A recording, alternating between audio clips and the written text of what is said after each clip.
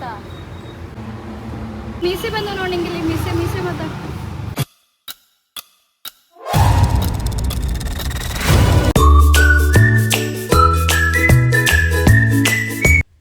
Hi ನಮಸ್ಕಾರ ರೀ ಎಲ್ಲರಿಗೂ. ಅಮ್ಮ ಮಗಳು ಮುಂಜಾನೆ ರೆಡಿಯಾಗಿ ಎಲ್ಲಿಗೆ ಹೊಂಟ್ರ ಅಂತ ಯೋಚನೆ ಮಾಡಬೇಡ್ರಿ, ನಾನೇ ಹೇಳ್ತೀನಿ.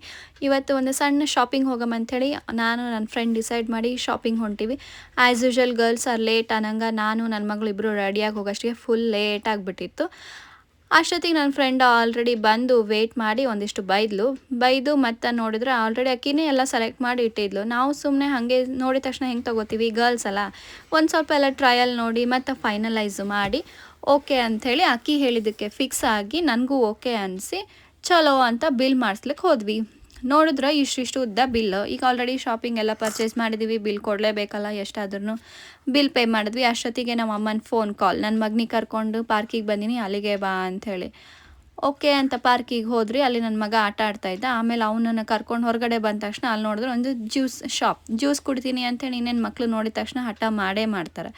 ಹಠ ಮಾಡ್ಲತ್ತಾರ ಅಂಥೇಳಿ ಒಂದೇ ಒಂದು ಜ್ಯೂಸ್ ಕುಡಿಸಿ ಮನೆಗೆ ಹೊಂಟಿವಿ ನೋಡ್ರಿ. ಇಷ್ಟ ಇವತ್ತಿನ ವ್ಲಾಗ್.